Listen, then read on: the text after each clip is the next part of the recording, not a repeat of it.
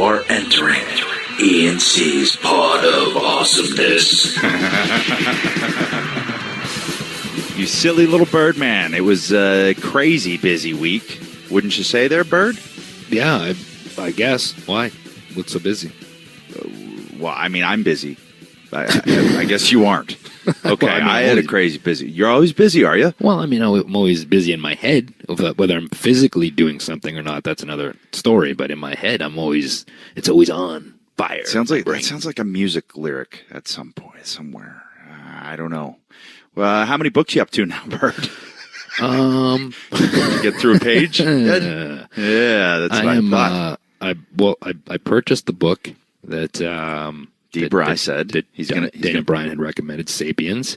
I have yet to crack it open, but I did purchase it. So that's step one. So there you go. Yeah, I just got to find a few minutes to do it. I'm sure once I get into it, I'll be fine. This is the actual act of doing it. So yeah, that's where we're at. That's where we're at with it all. Okay. All right. Yeah. Well, before we get any further, what I want to do is let everyone know who our guests are this week. Because you and we've been down since day one-ish. Yeah. Oh, yeah. Did you hear how cool I sounded there? You did sound pretty cool for once. Did I sound like the Usos there? Like, yeah, you know. Down. So that is an extremely white Canadian guy. Yeah. We got the Usos on board this week. Ooh. Ooh. I say ooh. I say so. I say so. You wanted to say ooh, that's why. Yeah. You were hot there, I could tell. Yeah. No, but they're tearing it up right now. They had an amazing match. We talked about last week on the SummerSlam pre-show. Yeah. They're just on fire, period. In a way. Yeah. So I can't wait to talk to those guys and about their journey and what they're doing right now, which has been pretty amazing. So it should be cool conversation. I'm also excited because for me, it's now official. I'm now in fall season. I am in Halloween mode. Yeah, I'm in Halloween mode, Bird. I'm a different kind of cat. I don't mind Christmas. It's cool. Sure. Yeah, whatever. But Halloween is my bag. And I don't mean a bag of rocks like Charlie Brown. I'm talking, I love me some Halloween. I love creepy stuff. I love just everything about it. Jack-o'-lanterns and witches and Sleepy Hollow and trees without leaves and moons behind them and your big old harvest moons. And I don't mean the Neil Young song with the sweeping going through, although I like that song too. Come a little bit closer. Here's what I have to say. It's not bad. It's not bad. It might be better than my Dusty Roads. Because I'm still in love with you. I want to see you dance again. Because I'm still in love with you. On this harvest moon. And then there's like in the video, the dude's just randomly sweeping the floor. I know. And if you go see him live, there's a dude randomly sweeping on stage. Oh, that's pretty cool. Yeah. So fall, I'm super excited.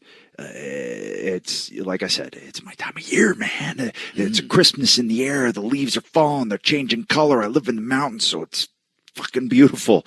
You know, it's still August, right? Yeah. I mean, you haven't cut your jack-o'-lantern or anything, right? So what? You haven't cut a jack-o'-lantern yet? No, but I may have painted on a plastic pumpkin and put it on our front stoop. All right. Hey, and guess what I already got? I guess what I got brewing over there. I got me some pumpkin spice coffee brewing, and I can smell it. It's sticking to my nose hairs. Oh, it's so good. It's so good. But I have that for after I drink my standby, my go-to, my guayaki yerba mate. Today it's enlightened mint. Enlightened mint, Bird. I am enlightened with the mint. Yeah. Well, all that aside, I think we should obviously send out our best wishes to everybody that's in Houston, Texas. That's going through a tough time with the hurricane and the flooding and it's obviously turned a lot of people's lives upside down. So Houston's always been a special place to us as far as important matches. I mean, we've had some big matches there before WrestleManias, and it's always been a great wrestling town. The fans are amazing. The people of Houston are strong and amazing. So no doubt in my mind that they'll get through this and we'll be strong. But we're thinking of everybody there, and I think that should just want to give that shout out.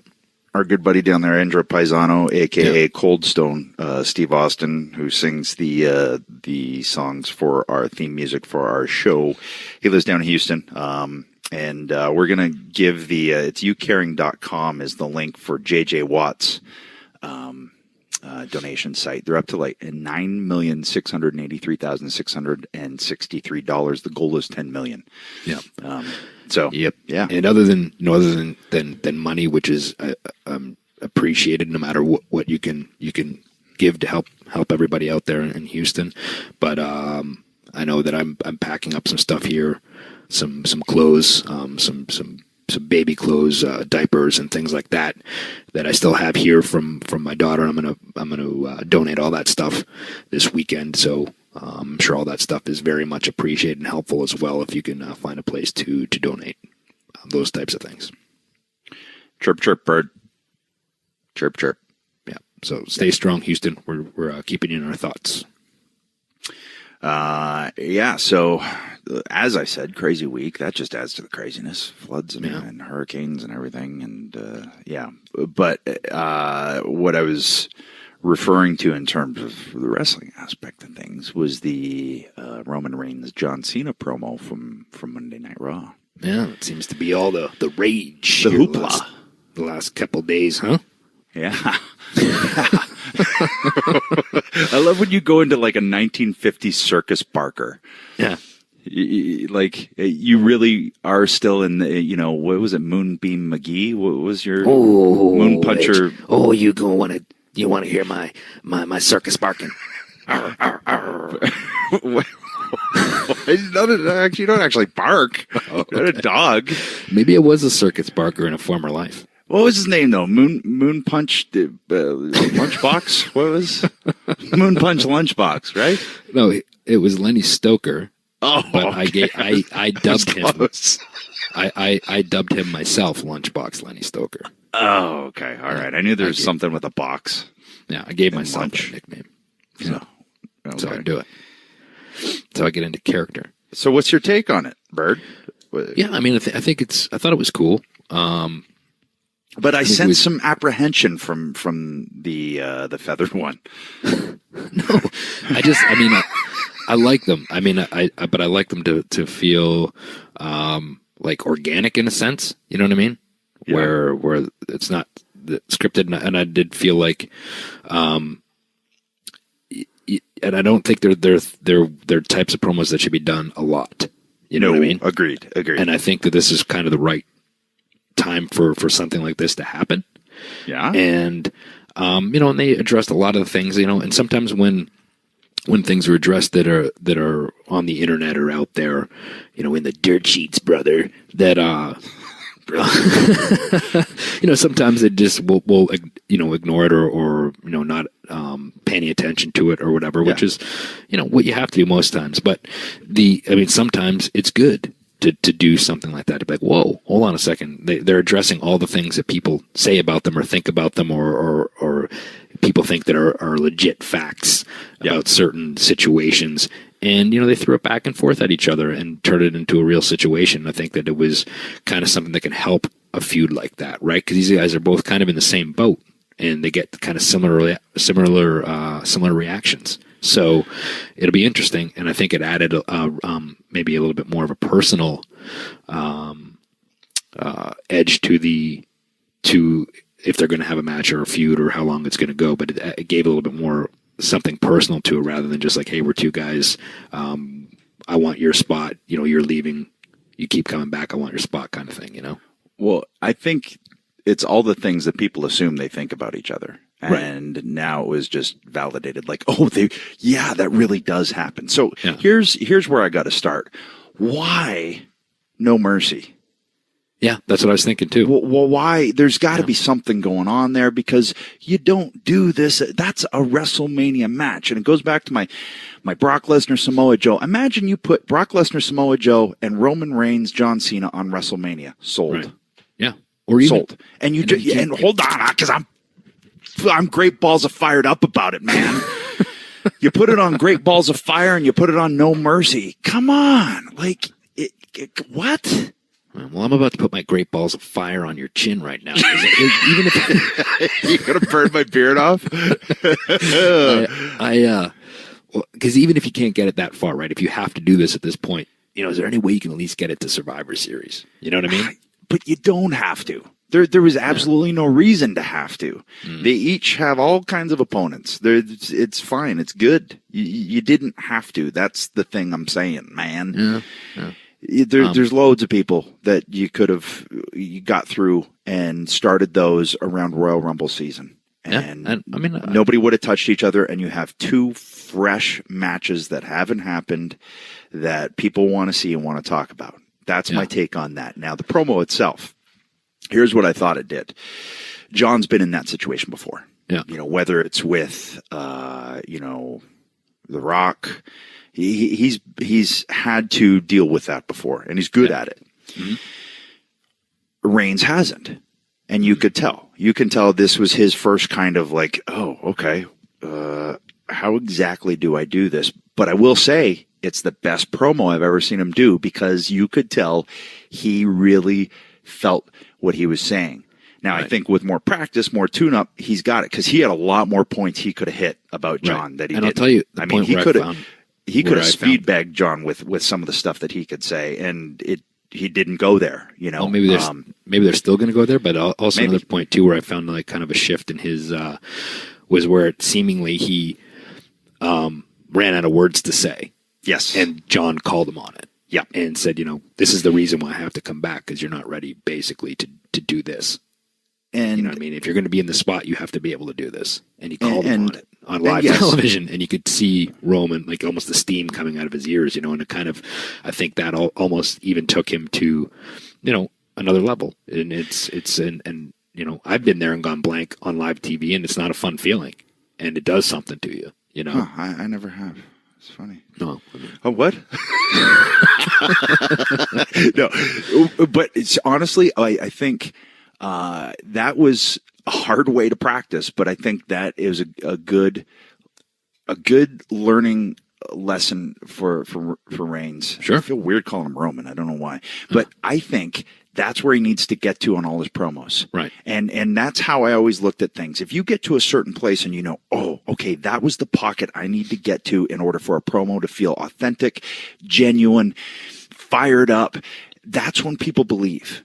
And if you can get there for every promo and find that space and whatever that trigger that you need to get you there, that's where you got to get to every promo. And not every promo needs to be angry and yelling and all of these things, but he needs to find that place for his promos. And if he can find that place for all his promos, man, if his promos catch up to his work and his look, now he is ready to take over, and John can, go to the Today Show or whatever it is. And here's the thing too, and I'm not saying anything that I don't think people don't already know or kind of have some sort of understanding of, but for somebody to truly get over, and I mean in a sense of not only crowd reactions, but people paying to see you, drawing that type of over, you have to, like I said, you can have all the in-ring backing that you can get, but if it can't come out of your mouth and get to the crowd for them to have that attachment to you as well in a verbal sense, you have you can't go out there and be stuttering like you are right now. What's that? Stuttering like you are right now. No, I'm just trying to find the right word to say, but you can't go out there and you can't rely on somebody else's words, right? Like somebody can't hand you a sheet of paper and say, "Hey, go out there and read this because you're gonna get over with what's said on here."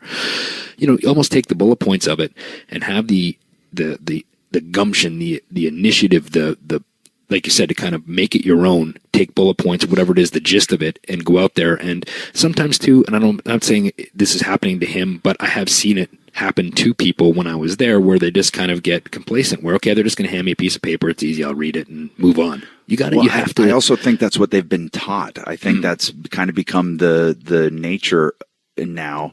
Yeah. And, I remember for instance, it was like 5 to 9 as we're about to go live for Raw. It was a newer writer. He came up, he hands me 5 sheets of paper. I was like, what's this? He goes, oh, this is your promo. I was like, oh, it's not. Yeah. What 5 things do you want to get across here? And so I was like, okay, all right. I got to fill in the rest because I'm standing out there and you want me to fill 10 minutes and you're giving me 5 sheets of script before I go. Not going to happen. Yeah. You got to be able to do that. You got to be able to think on your feet, know what you're trying to get across and go from there. But I thought, like I said, that was the best impassioned kind of promo that I've seen out of him. And it was a very tough situation to have to do it. And sure, there was some awkward moments for him, but I feel like he stepped up. I really do, because I was like, okay, that's where this kid needs to get to. But it was supposed to be awkward, right? I mean, that's the feeling that people were supposed to have coming away from it. It was supposed to have people talking, and that's what it's about. Whether it was awkward, whether he, got confused in his head and didn't have the right words to respond to John to, or whatever. That was a great moment. Like, well, and you could tell a couple of those moments got to John too. I know John's reaction when things get to him. That got to him a little bit, but it was good. It's WrestleMania. I don't know why it's happening in No Mercy. There's got to be something scheduling wise as to why it's not. Otherwise, WTF, as the kids say these days, Bird. Yeah, and I think sometimes too that there's something to be said for if something happens out there, like what John did with the situation where he said, hey, I know you don't have anything to say right now, so don't worry, I'll just wait right here for you. I'll just wait. I'm not going anywhere. I'll wait for you. Sometimes you have to. Things happen out there that aren't necessarily a bullet point or on a piece of paper, and you have to take advantage of those. And you can't be afraid to take advantage of those, right? Yeah, got to pounce. But I still don't know why it's at No Mercy, brother. I'm so come on, man. Yeah. Come on, all right. Anyway, I'll get off of my high horse now on that, and I won't be what I call it, an armchair arm dragger. Man. Yeah, it's funny because it kind of reminded me of another story too. When you said that a writer came up and handed you a piece of paper, that happened to me. I mean, it happened to me. 5 pieces of paper. Oh, yeah. There was this new 5 writer, minutes before, and there was a lot of time where there was like a lot of writers in and out of there. In a short amount of time. And again, before you get to your point, this was a new kid, didn't know the way I like to work, just didn't know. It was the same type of thing with this one where the guy came up and handed me, it was like two pages or whatever of a promo, and it was written word for word, and that's not how I like to do it, right? So I'm looking at it, and it was like weirdly written, like just didn't sound like me at all. Yeah. And I was like, well, what's this? He goes, well, this is this. And I was like, has anybody seen this? He goes, well, Vince approved it. And I went, okay. And so. And wait, I know how that works. Yeah. Bifocals. Yeah. Okay. Yeah. He's got like 1,000 other things going on. It was kind of just given to him the gist of it. And he's like, okay, that's fine. Because he's got a million other things going on, right? And if it's the shits, then that writer won't be back in 2 weeks. Right. So what happened was I took it. I'm like, I can't go out there and say this because it's not good. So I went out and I knocked on Vince's door, and of course he did have a million things going on. I said, I just need 2 minutes of your time. He's like, what's on your mind? And I said, did you approve this promo? He's like, yeah.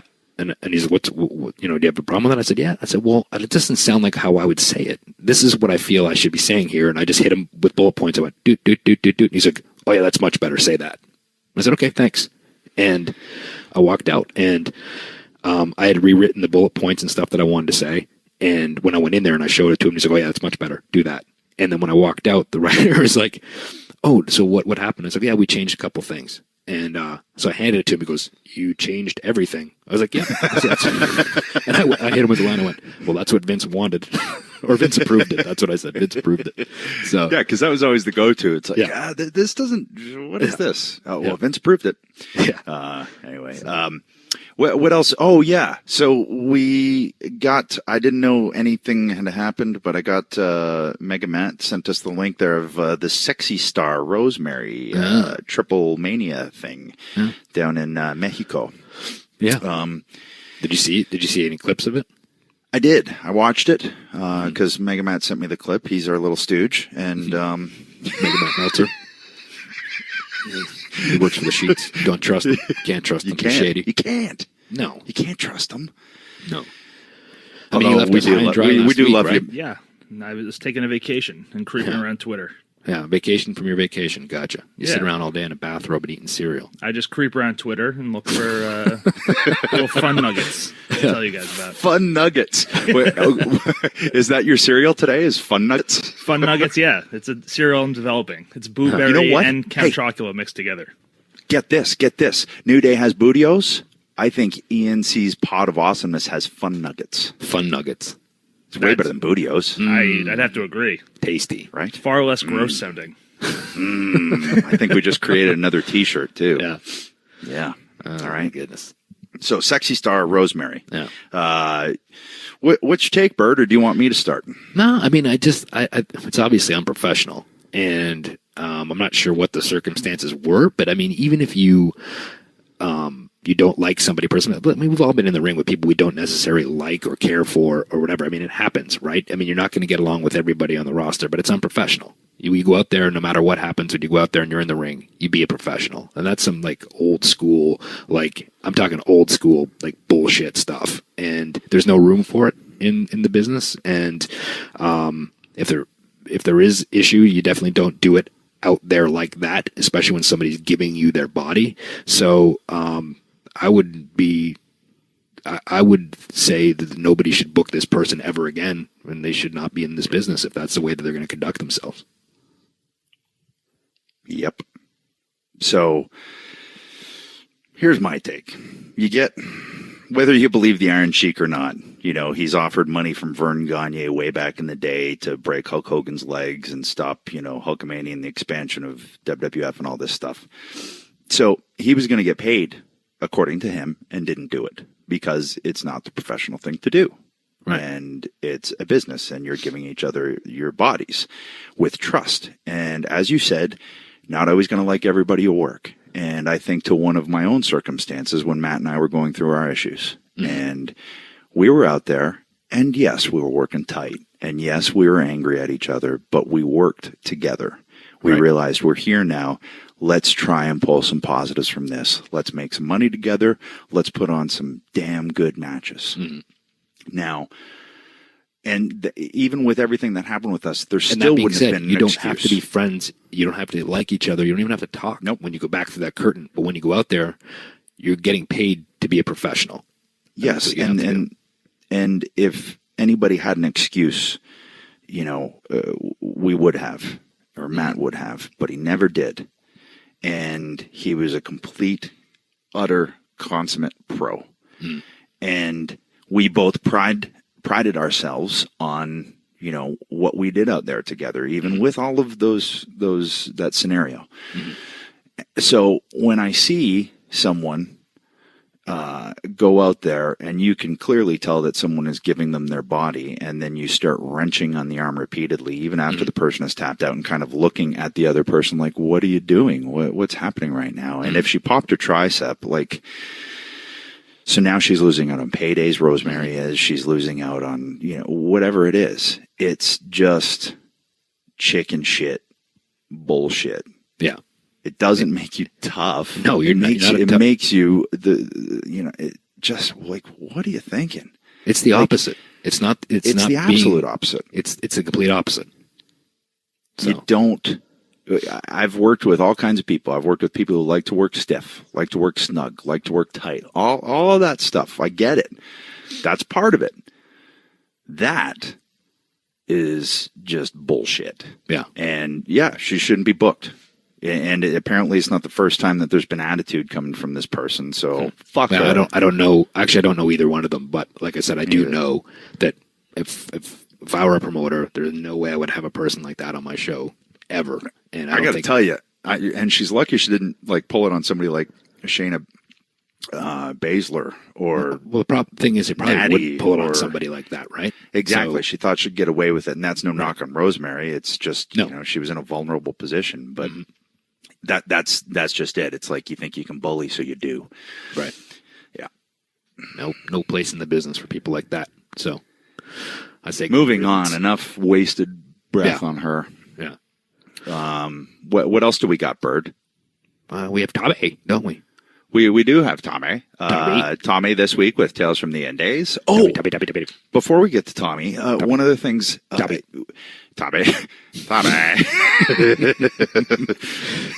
How about I'm so accustomed to it, I didn't even realize you're doing it. It's just like...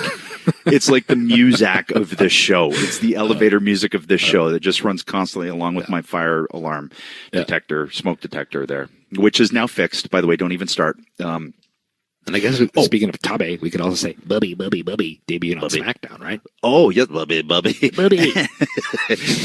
It's good to And we see you never out there, even- Bubby. Bobby. Okay, so here's a question. Is he a babyface now? Like, what is I don't going know what on he is there? I would assume he is. It's like he's turned into Ric Flair, too. Well, I think that too. He's got that music, right? That is so kind of bad. It's good. I don't want to say bad, but it's. I think it's very great. It's very different, and I think it's awesome.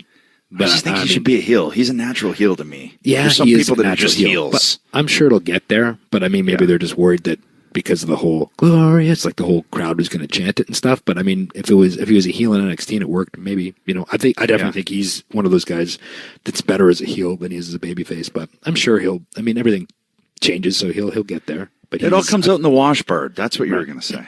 I was. So Bobby's awesome. also, So he'll be fun. Bobby's either way. great. He'll figure it out. I'm talking over you. I'm sorry.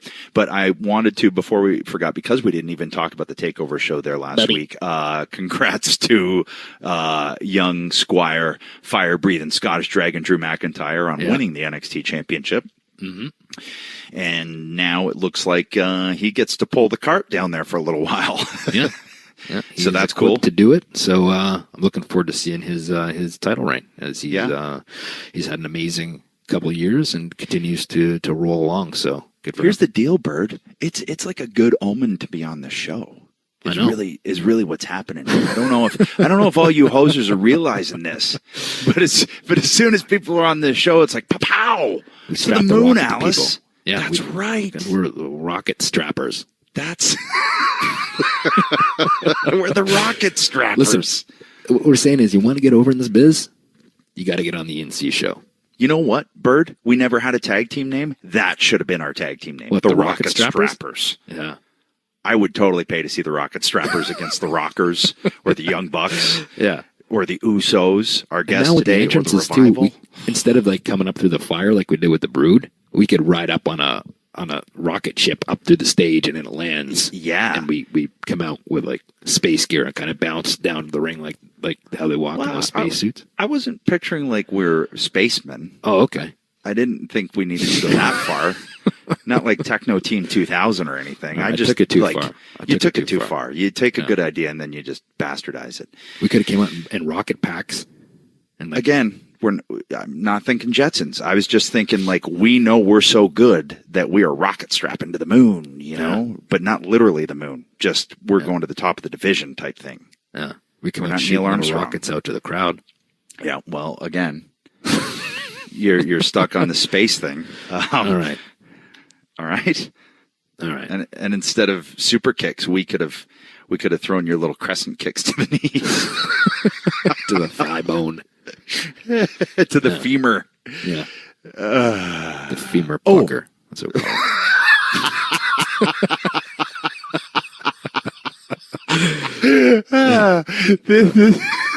The rocket strappers with their finisher, the femur Femur fucker. fucker. Oh, he does nothing but that femur fucker.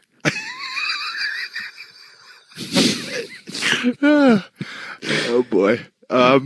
So anyway, my point that I was going to get to before we got off on that tangent was this weekend, I am going to sit down with the Mae Young Classic, and I'm going to sit down with young Beth Phoenix to watch with me, and she's going to come on the show next week.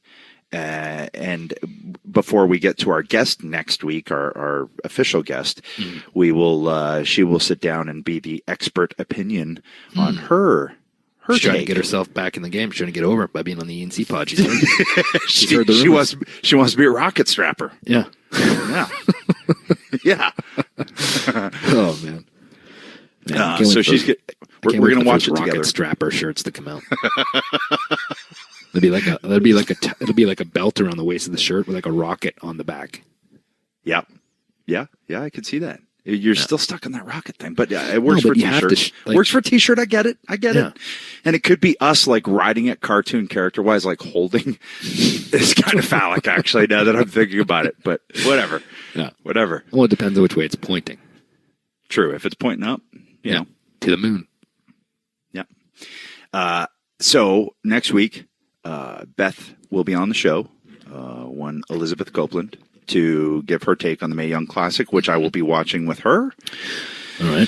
Yeah. So that should be fun. It'll be interesting. I'm excited to watch that. I wanted to make sure that I had time with it and actually be able to thoroughly talk about it on the show, as opposed to just like, so da-da-da-da-da-da, and then it's gone. You know what I should do? What? I should sit down and watch it with my wife, and then we'll get her expert opinion on it, because she thinks she knows everything. Does she? I'm kidding. She doesn't think that. If she's listening. 'Cause then she'll be Do you think she's listening? Probably not. Probably I have not. my doubts. Yeah. So. It was an interesting little thing. I actually was thinking earlier this week, which is rare because now I just tend to go like where I'm pointed to the next spot. But I was thinking about kind of the evolution of characters, and it came off of that Reigns-Cena thing, and kind of like where that lineage of character kind of started. And I don't know why I started thinking this. I was like, okay, well, Bruno begat Backlund. Yeah. And I also just wanted to get begat in. Begat Hogan. And then Hogan. I can't throw Stone Cold and Rock in that because they're different. I think they come from a different line of character. So it goes Hogan, Cena, now Cena Reigns. Yeah. Yeah. You are correct, sir.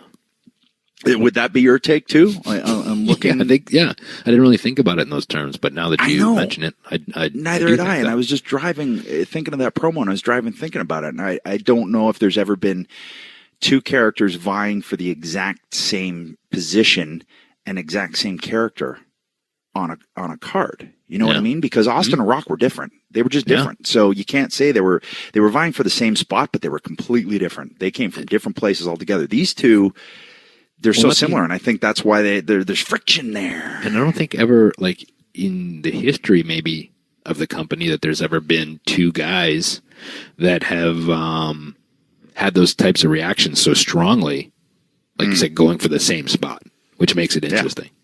So, it really does. Yeah. It really is. And then you said that. Right. And then I was thinking of, like, I watched this match. One of our hosers sent me a link this week because I was talking about the Will Ospreay, Robbie Eagles match down in Australia. And big fan of it, big fan of both guys. As I said, I think, if you took a quarter of what they did and mixed it in, it'd be like, oh man, it's just perfection, right? Yeah. And that's not a knock against them because they're just incredible athletes. So I got a link sent to me, and it was Ospreay and Rey Mysterio. And I thought to myself, well, okay, here we go. Because Rey, to me, as I've said before in the show, is the master of spectacular, but still keeping it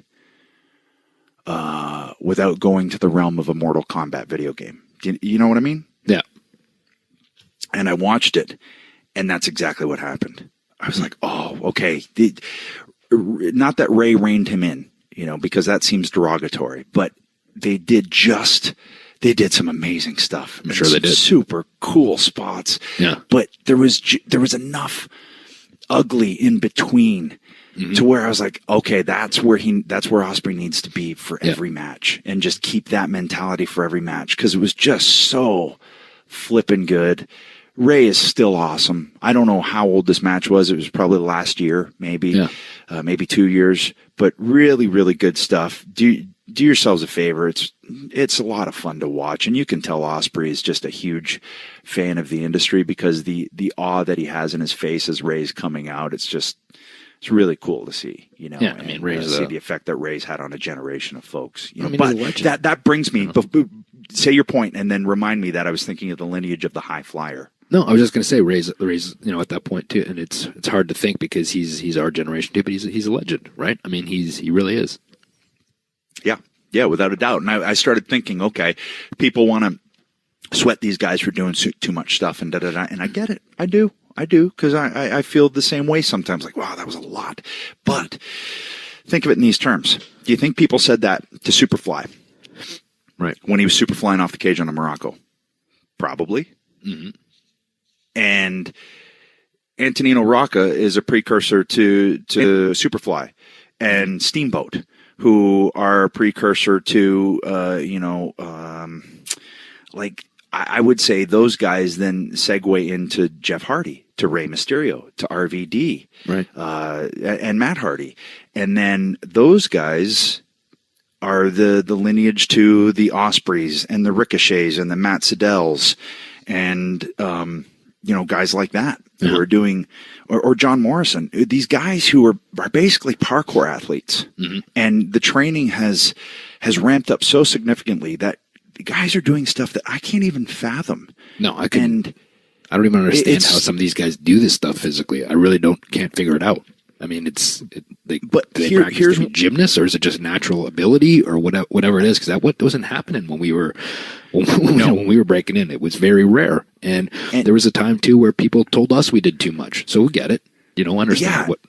And it truly is, like, we talk about the evolution of this industry and everything, and it just is. It's every industry, every sport has evolved, and this is just the latest incarnation of that. And at some point you just have to accept, and you can stay stuck in the Middle Ages, or you can just appreciate it for what it is, and also try and give some tidbits here and there to have it be as spectacular as it deserves to be. You know what I mean?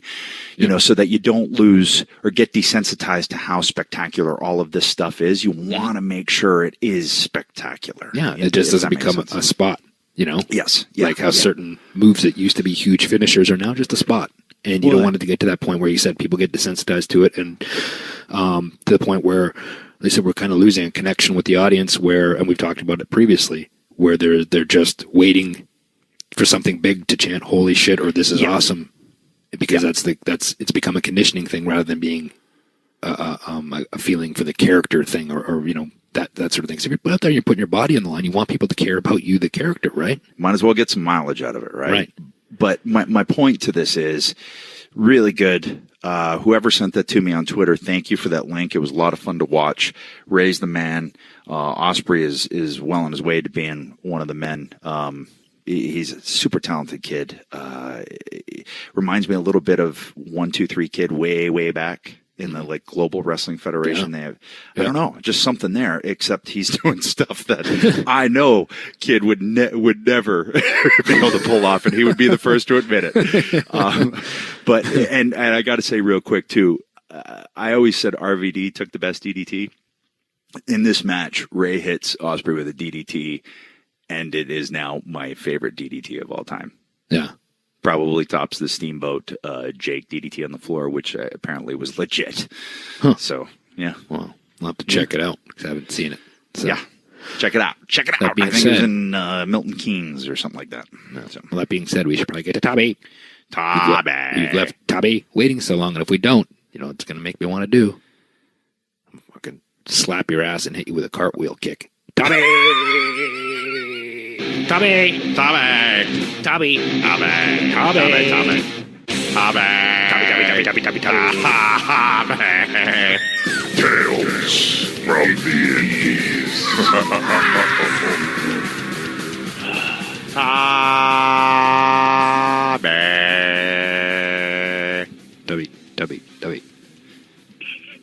Tommy. What? Tommy! It's been so long since we've talked, Tommy. I know. I got fired from another job that doesn't pay me. You know what it pays you with? You know what your residuals are? The fans, the hosers. They love you, Tommy. They're getting South Park ENC Tommy tattoos. How about that? No, that was my ECW is tarnished forever. I did pop the huge when one person, when we put that out there, one person said that's the awesomest tattoo if it was 1998. I was like, and somebody put that on their body. I'm going to go on record to say that's the first podcast tattoo ever, even if it isn't. Could be. So what's going on with you guys? Yeah, how come I haven't been on? What's happening? Did I hit my podcast union hours? I couldn't go over it. All you had to pay me. We had no space to fit you in, Tommy. We realized something. We talked about it earlier on this podcast that people are getting super over after appearing on our podcast. We just didn't want you to get to the point where you would get too big for the podcast. So we really didn't want you to get over. We wanted to kind of put that glass ceiling, the NC Pod of Awesomeness glass ceiling that you hear so much about. We wanted to put that up. Yeah. We're trying to keep you humble. It is true. Yeah. I got to tell you, every time I wrestle all over the place and they play Man in the Box, the arena erupts, everyone's singing my song, and now as I'm shaking everyone's hand, they'll go, Tommy, Tommy, Tommy. And How about, you know what you should do is at the start of the Man in the Box, you know how sometimes like when Edge had like, you think you know me, you should have this going, Tommy, Tommy, Tommy, Tommy, Tommy, Tommy, Tommy, Tommy, Tommy, Tommy, to break into Man in the Box. Here's what you do, Tommy, is you have your theme music for the show with Lyric doing it, and you just superimpose that into Man in the Box. Exactly. See, I think if I did that at the arena, the people's heads like would turn like what, and then it would get super over. Yes, Tommy, you need to embrace this. Embrace it and run with it. This is the second chapter of your career. If the first chapter was 42 years or however long you've been working, the second now can go. Or, Tommy, what you could do is every time it says, the Man in the Box, you just go, the Tommy in the Box. And we just like superimpose Tommy over Man. Thanks. That could work. So, but this is Tales from the Indies, Tommy. So what's been going on, Tommy? Man, we've missed so much going on in my life. I injured my hand. I was on a huge 4-day run. That would have been a great segment. I wanted to do where you guys had your indies. I wanted to interview you. What happened last week? Last week I actually had my House of Hardcore show and debut in Chicago. Due to politics, did not happen. I was super pissed. That could have been a huge episode. Then I picked up a date to do something for charity. Nah, this weekend I'm just going to Dallas, Texas on a Saturday, and I'll be home on Sunday. Do you want to talk about any of these things, the Chicago show? Or is it my job, since I'm the only last guy on the Indies, to report about all the indie goings, which is making huge news? The SexyStar Rosemary incident. Have you guys covered that? We just talked about it. Damn it. People being mad about being left off the PWI 500 this year, or well, we know one thing. Adam and I weren't on it. We weren't on it. I wasn't on it last year, and I was angry because my entire career I've been on it. And then last year when I wasn't on it, I was really pissed because I was like, I did 140 shows in I was trying to justify it in my head. Yeah. How could they leave me out? It's okay, because this year I'm on 180, and I don't care if I'm not in it anymore because it's not real since they left me out. Yeah, I mean, that's only been good 1 year, and I think I was like number 7. Other than that, I was like, shit. It was never real. It was never real, guys. Were you ever number 1, Edge? I don't know. I truly don't know. Someone will have to tell me. Tommy, I don't know how many, people have to tell me what titles I won amount of times. There's certain ones I know, but I don't know. I don't know. How do you feel that Dean Ambrose just surpassed your record, brother? I don't know. Which record? what record did I have? Well, you're like the first. Aren't you like the first Triple Crown winner? Not Triple Crown. You've held every title in WWE, and he just surpassed that, winning the tag team titles with Rollins, because he's got like the new championship. though he's never held the hardcore the European brother. Well, has he held both world titles? I believe so. I don't know. I'm paying attention. I don't think so. Because He I was know I champion. did that. So I don't know if he did surpass me, Tommy. Nah, make stuff up sometimes makes me sound important. Do more research, Tommy. But good for him about- if he did. Also, Jay, when I speak to him, because I speak to him because people are inquiring about him on the Indies. Oh, big Indy star. And he always throws out there, yeah, we got to have you back on the podcast. Like, towards the end of every conversation. It's awesome. Yeah. He's fishing now, basically. And then I never get the call. I feel like when I was little, and like kids say, hey, you want to come play wiffle ball? All right, we'll call you. And like, Well, I thought I was just telling you what you wanted to hear. Like I was like, and I oh, sit yeah, there oh, with my wiffle ball bat and my Expos helmet, and I'm waiting, and then like nobody Expos. shows up. You had Expos helmet instead of Yankees. Oh, I like I it. was a big Expos fan because of that was my first Little League team. I was a huge Yankees Mets fan, but you know, I had a big hankering towards the Expos, and I used to Andre not Dawson. like Gary to wear Carter, hats. brother. Tim Raines. Unlike now, where I wear hats because the cover hides the bald spot. But back then, I used to like to wear helmets, brother, and they used to make me sweat like a maniac. Oh. But I felt more like a player because I'd wear a helmet. You know what? I would pay. I would seriously pay to see a picture of you wearing a batting helmet, walking around in street clothes. I actually need to see that. Oh man, I I'll would try too. to find one. I would also Maybe I'll love to send beat you the one. shit out of you with a wiffle ball bat. While you had the helmet on. Yeah. Yeah. While you had the helmet on. Just beat you about the head and neck area with it. Yeah. Tommy. Jay totally would be hitting if we like all grew up together. He would totally be like hitting me in the head with the helmet. No, that would be protected. I'd hit you everywhere where you weren't protected, Tommy. I'd be the peacekeeper. Come on, Jay. Don't hit him so much. Just one more time. Tommy. Yes. Oh, actually, Let's I do got something cool coming up. All right, let's hear it. It's starting this weekend. Whoa. Inspired by one Dwayne Johnson, The Rock, Kevin Hart, and J.J. Watt, I said to myself, what can I do to help my people of Houston and all those towns devastated by the flood? Uh-huh. I don't have the cash that those guys do. I wish I did. However, I came up with something very, very cool. And along with the people at Pro Wrestling Tees, they have this huge Labor Day sale. And I went to them and they said, let's do it. Because I have a dream and it's always about professional wrestling. And, you know, I hate politics. I hate all the BS. This weekend, if you go to ProWrestlingTees.com and you purchase a shirt, myself, House of Hardcore, we are going to match that shirts and send them to the people of Houston. And the people that have been devastated by this hurricane and all the surrounding areas, we're going to send wrestling shirts and clothe the people of the hurricane. It's awesome. Came up with that.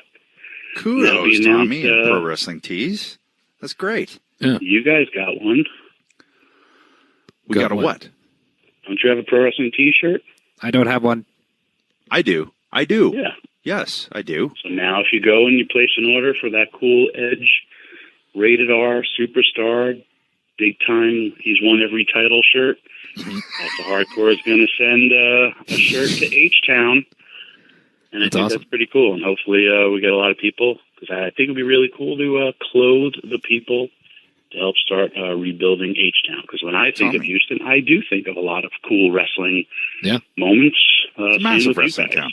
Yeah, it's a massive wrestling town. We were talking about it earlier before you came on, how Houston, as a wrestling town, let alone everything else, it's a huge wrestling town. A lot of massive moments have happened for everyone there, and then, you know, specifically for Jay and I with the WrestleManias and the TLC matches and everything. So we were talking about that, and we also gave the link to donate down there through JJ Watt's website.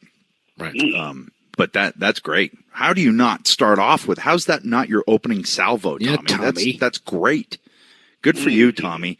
Makes me want to hug you while Jay hits you with a wiffle ball bat. I would hug him first because then I'd hit him with a wiffle ball bat. Yeah, of course. Tommy. And you're heading down to Texas this week, you said. You're going down to Dallas this weekend. Who do you have at the big one, brother? I don't know. Got the big one on Saturday, just flying down to Dallas, turning around, flying back on Sunday. It's been, normally August I get very, very depressed. Really?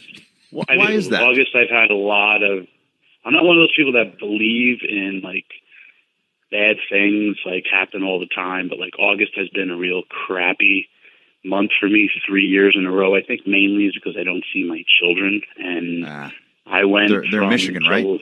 Yeah. Yeah. I went from July 27th up until last Monday that I didn't see them, so it was almost a month. It's hard. It's ridiculously hard. It's stupid hard. It really is. It gets you down in the dumps. And even if nothing is wrong per se, it's just not seeing them and having that energy and those hugs and those kisses and everything. So I get it, man. I don't know how. I don't think I could have done it. Or, like, you know, even though I know how you are with your girls, just how, I don't know if you'd have the same career if you were on the road full time and you had your kids. No way. I think it's better we all waited, you know? Yeah. Well, that's there's no way one of the reasons why we made a conscious decision, not Adam and I, my wife and I, to wait and have children a little bit towards the end, because same thing, you know, it's in ways it's a very selfish business, and we've talked about it before, right? So it's I wanted to have all that kind of more in the background by the time I decided to have kids, because I saw people miss stuff and I didn't want to miss anything, you know. I want to be there for all the big things. Right. And contrary to popular belief, Jay and I did not go, you ready? Let's go. and start pumping away to try and make babies. Didn't happen that way. Yeah. They're 6 weeks apart, though, so they're our first kids, or my first child. Tommy. Phoenix at least sends me pictures of your children, unlike someone. And there it looks like a mini Beth Phoenix. I'm yelling at Jay. I'm not yelling at him. Oh, okay. I thought you were yelling at me. You want me to send you a picture right now, Tommy? Yeah, sure. All right. I'll send you one right now. Go ahead. Keep talking. I'm going to find something good. I'm sending you a picture right now, too. Chubby. You want me to send you a picture of me or of my daughter? Did you hear about all the displaced animals as well, Christian? All those cats you should be saving. You should be on a plane to Houston right now. You're a big cat lover. Me and Adam are huge dog lovers. Dogs. Over 250,000 misplaced animals go to the Humane Society. Actually, as you know, I don't like to, but I cry a lot. I think it has something to do with concussions. And I seen a picture of this guy with a bulldog, a pit bull, and a mutt, and they were in a cage, and I was like, oh, my God, that's my family. That's my doggy family. And people just, I couldn't, that would be the hardest. Like, I even said, like, what the hell would I do? Like, because some people, they couldn't bring their animals. It's crazy. And I got 3 dogs and 2 kids. They'd all be on my back. Yeah, I agree. Yeah. Brutal. Jay would have 76 cats all stack again. And he'd have all their diabetes medicine. We actually have, you know, because I live in Florida and there's storms. We have like a standby. We have like a standby, like their little traveling cages are like in a place where we can get them really quick if we ever needed them. So, good idea. Yeah, good idea. You're prepared. I like it. I just sent you pictures, Tommy. So did I, Tommy. I wasn't paying attention. That. And to all the E&C peeps out there, thank you for annoying me during my entrances, coming up to me on personal appearances and signing and just going, Tommy. I just stare at you. Dude, how about, seriously, 3 weeks ago, I ripped a hole in my hand, needed stitches. Guy comes up to me, and he's like, Tommy, and my hand is gushing blood, and I just stared at him like, what? And then, like, his wife looked at him like, why are you doing that to this man? It was awesome. That's funny. And for all the E&C hosers, go to ProWrestlingTees.com, pick up any type of T-shirt. Now it's hardcore. Let's clothe the wrestling world. Let's clothe people in wrestling gear in Houston. It's cool stuff. Good stuff, Tommy. Nice. Good job, Tommy. Thank you for the Tommy. picture. Well, I can tell you're trying to wrap yourself up. Try and wrap yourself off the show. So I want to go do I guess cardio now. Oh, cardio. Okay, party. well, I like you know, it. go do your cardio. I'm out there. I'm Dennis Stampin. I'm jumping on the trampoline, guys. You never know when it's gonna, who's gonna call me next. You guys, I don't have rock money. I don't have Christian money. No, you don't. Love you. See you. Bye, Tommy. Bye. I love the fact that you agreed Tommy doesn't have Christian money. You're such a dick. No, you don't. Well, it's just easier to agree with him. I don't want to get into a whole thing. So I just wanted to diffuse the situation. Portfolios and so Tommy.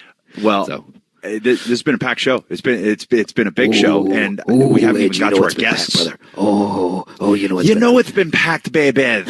And we got the Samoan dynasties about to kick down the doors because we've been down since day one-ish. And this is the hottest tag team in the world, brother. Oh, I can't wait to hear what they got to say. Oh, they're on fire right now. On fuego. And all the other things you can think of. Here's a new one. Yeah. Dig it.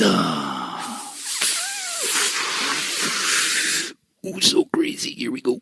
Hey everybody, this is Morgan Spurlock. That ugly guy who makes movies is now the ugly guy who's making a brand new podcast called Weak in the Knees. Not only are we going to tell you the stories that gobbled up the news every single day, we're going to tell you the ones that were lost because of those stories. Subscribe today. Okay, Birdman, as you know, I'm an avid reader, right? Mm-hmm. You know about my 52-week challenge this year, a book a week. That's what I'm going to do. I'm going to do it. Daniel Bryan's going to do it. A bunch of us are doing it. You're not, but that's okay because I'm going to change that. You want to know why? Why? Because of Audible.com. This is going to get you to actually listen to books. Do you understand that? You see, with an unmatched selection of audiobooks, original audio shows, news, comedy, and more, you can get a free audiobook with a 30-day trial at www.audible.com/awesomeness. So what you're saying is you're going to basically make me a bookmark. Get it? Oh. Yeah. Anyways, Audible's content includes an unmatched selection of audiobooks, original audio shows, news, comedy, and more from the leading audiobook publishers, broadcasters, entertainers, magazines, and newspaper publishers and business information providers. Whew, I'm out of breath. Listen, Edge, I just bought the book that Daniel Bryan suggested to me on our podcast. Huh? Sapiens. Yeah. I picked it up, but guess what? The good thing is I kept the receipt. Now I can return it and get it for free with Audible. Get a free audiobook with a 30-day trial today by signing up at www.audible.com/awesomeness. That's right. And I'm going to tell it to you again. Audible.com/awesomeness. There's something about that, right? When you get on the road and it's all crazy and everything, it feels good to get back to like your roots a little bit and people that you knew before it all got crazy, right? Oh yeah, man. It kind of just brings you back, man. Like never gets you, almost like, because we're in the fast lane all the time, Ed, always moving around and stuff, man. Then, like you said, when you just ground yourself with the people, like you said, before the game started, man, it just feels more genuine. It feels better, man. It makes you heal faster, Yeah, it charges that battery faster, Yeah, and there's also the people where, and I know this happened, like, we grew up in a small town just outside Toronto, and I remember one year we went home, we're like, hey, let's just go down to this little club that we used to hang out at when we were kids, and we went there, and, like, there's some guys that were still doing the exact same thing that they did, 15 years ago when we left, playing pool and drinking beer and not really doing too much. So I'm sure there's those people too, right? Yeah, almost hanging around Pensacola all the time. But you know what? Those guys actually make you feel good too, because it's like, all right, so we did something. Like we got out, we saw some stuff. Yeah. I had this dude show up. I had a book signing in the hometown, and there was this dude that used to bully me when I was a kid before I shot up, and he he was just a dick, right? So he's in line. And I was like, oh, okay. All right. And he's going bald and he's fat. And I was like, all right, I feel pretty good about this. I feel pretty good. I didn't want to be that guy, and I didn't say anything to him. I was like, hey, Jeff, what's up? Who do you want me to make my book to? Yeah. And he probably told everybody you guys were buddies when you were growing up. Yeah. Well, I mean, we were, but yeah. So one of the reasons we asked you on the show is lately, man, and not just lately, you guys are on fire, man. We've both been spouting about you guys on the show week after week. You know, I said last week on this pod, I was like, the WWE shoots themselves in the foot when they don't put the Usos on a pay-per-view, on the proper pay-per-view, because nobody's going to follow it. Thanks, man. That means a lot coming from you guys. Dude, it is so true right now. And not even right now. Back to your stuff with the Wyatts, like all the way back. But now, specifically, you guys have really targeted in on something that it just feels like you guys, number one. It doesn't feel forced at all. It feels real. But then with what you're doing work-wise, you're keeping it simple, but it's still spectacular, if that makes any sense. Like, you guys are wrestling like heels. What's amazing about it is just these long, drawn-out finishes and false finishes and everything. But if people are really watching and picking it apart, you guys aren't doing anything fancy. You're letting the baby faces do all the fancy stuff. And you guys, I've said throughout this whole thing, you guys are the common denominator throughout these matches. And New Day are amazing. They're doing great. And it's great these matches almost showed that they can go, because you almost forget it because of how entertaining they are. But from the Wyatts on through, you guys are the common thread here. And, I don't know if you get the props for it, but we give it to you on this show, because I'm just so impressed with what you guys are doing. Man, thank you so much, man. Thank you a lot, man. That really does mean a lot coming from, one of the best tag teams in the game to do it. And yeah, man, as far as the work game, man, like you said, we're trying to sell everything instead of just packing stuff in on the end, like you said, with all these false finishes, man. Like, we're hitting these awesome false finishes, but we're letting them breathe. We're letting you gotta let them sell, man. Let the people soak in what happened, and then just keep hitting them with the machine guns, and then at the end, we blow their mind. They don't know what just happened. They're still soaking it in. There's so many moments during the matches where you think that's it. And I know you got the fish hook in my mouth too, because I'm like, okay, that's got to be what? Oh man, now what are they going to do? And then you keep doing it, and it's I mean, you guys always did it when you were baby faces, but now as heels, I don't know. You guys have just found something here. You caught whatever it is to me, it's you guys.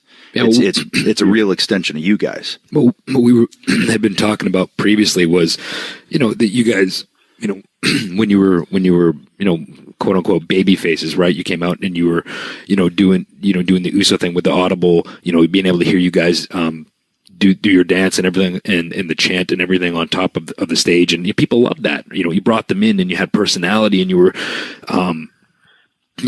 just the body language of you guys, and you were very likable in that sense too, right? You brought the audience in, you let them be a part of the act, so to speak.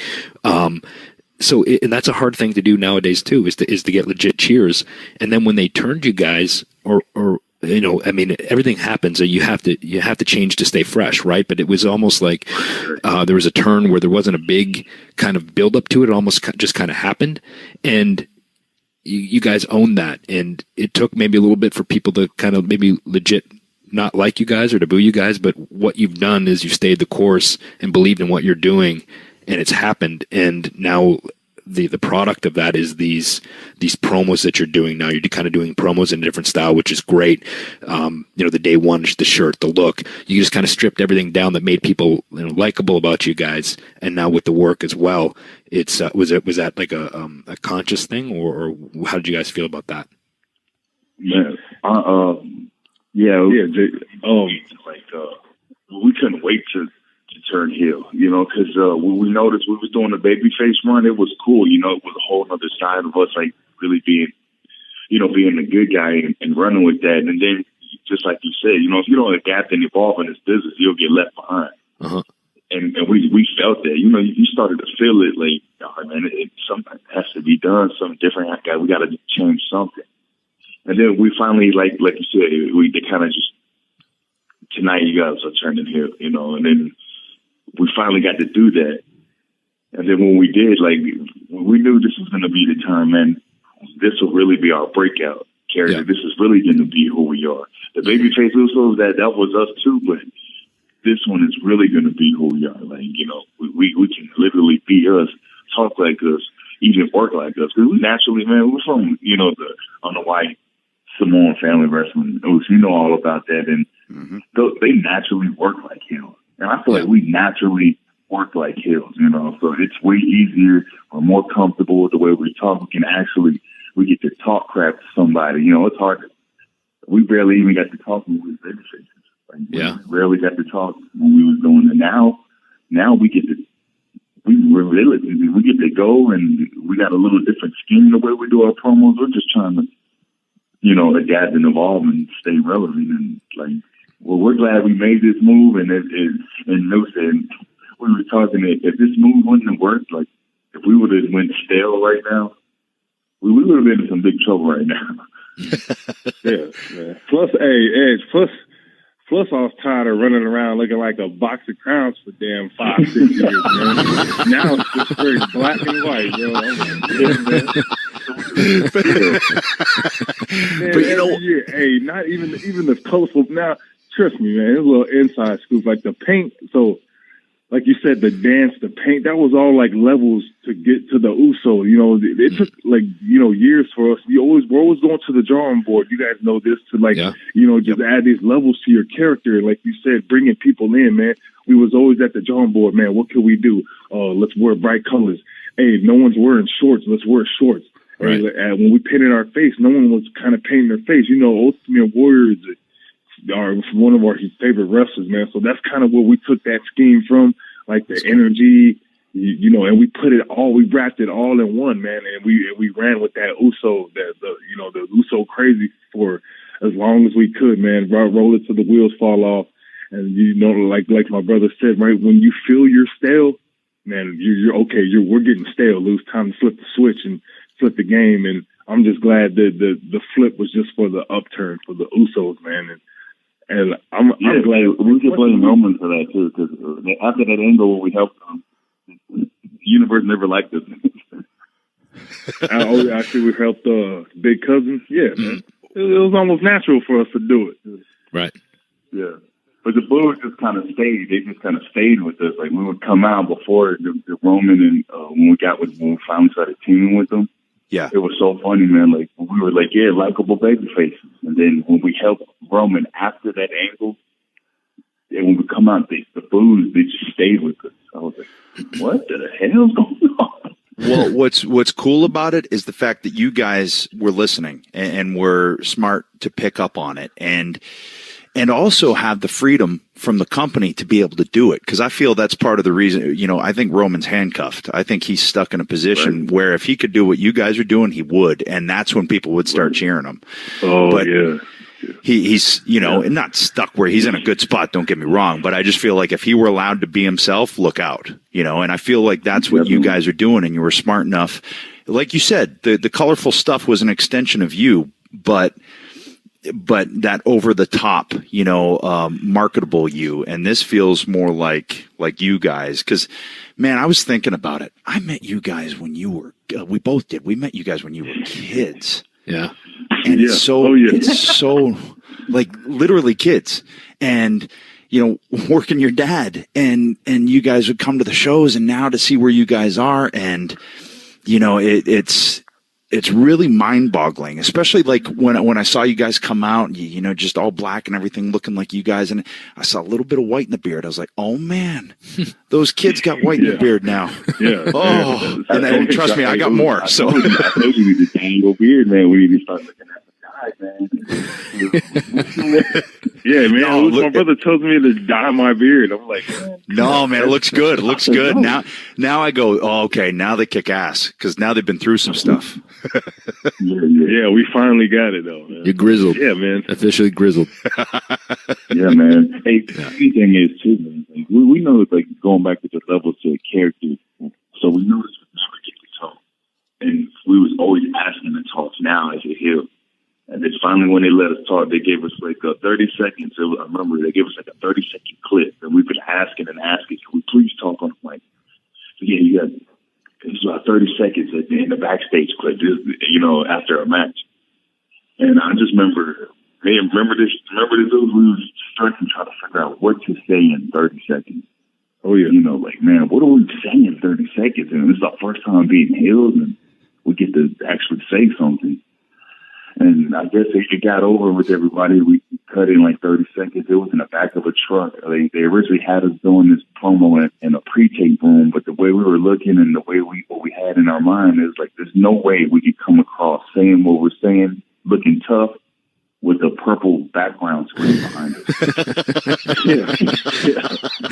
Yeah. I was like, is there any way we cut it like in like somewhere like in a room, like in the backstage area where we're like just chilling? And then he was like, yeah, okay. And that was the first time we actually stood up for ourselves, like kind of directed, what do we, hey, is it cool if we do this instead of like, and then like, okay, they listened to us and it worked and they liked it. So, you know, and that's so key, man, is speaking up for yourself.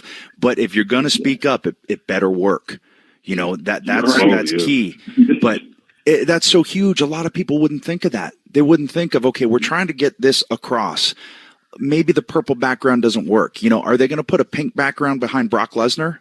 I don't think so. Right. But now they're going to know for you guys, okay, well, if we set it up here, that'll suit what they're doing, you know, and that's huge to speak up and say that. And that's what Vince wants. He wants people to speak up and go, no, this is how I see it. And then if it works, you're off and running. Yeah. But like Edge said, you know, you have to, and usually you know the time to speak up, like it's something that you feel passionate about or you believe in or you know is the right thing to do. And you just, but like you said, you have to come through in the clutch when you get that, okay, we'll do it your way. And that's the time you better make it work, right? Yeah. Like we fought to keep the paint off our face too. A big deal was the paint having it on us as heels. Yeah, that's another thing, man. They wanted us to stay in the paint. And, man, we felt like, man, with this heel switch, you're not going to take us serious still with paint on our face, you know? And, like that was a real big deal. And I'm glad we was fighting for that. We had to like really fight for a couple of weeks for that. Like, we was like, oh, please, like, you know, like Vince wants you guys, he likes you guys to do paint. But we was like, man, we just feel like we can't adapt fully if we're stuck with like the paint on us. Like, how are we going to fully adapt around, you know? Like, but hey, I'm glad we skated it down. Man. Yeah. Yeah, because that's another good call, you know, because now the characters are completely different. And, you know, the promos with the callback to each other and like, it's different and it's cool. But what you guys do is the way you work still makes you heels. You know what I mean? Because the entrance is cool, the look's cool, the promos are cool. But then when it gets down to the meat and potatoes of the match, you guys wrestles like heel. And that is the key, you know.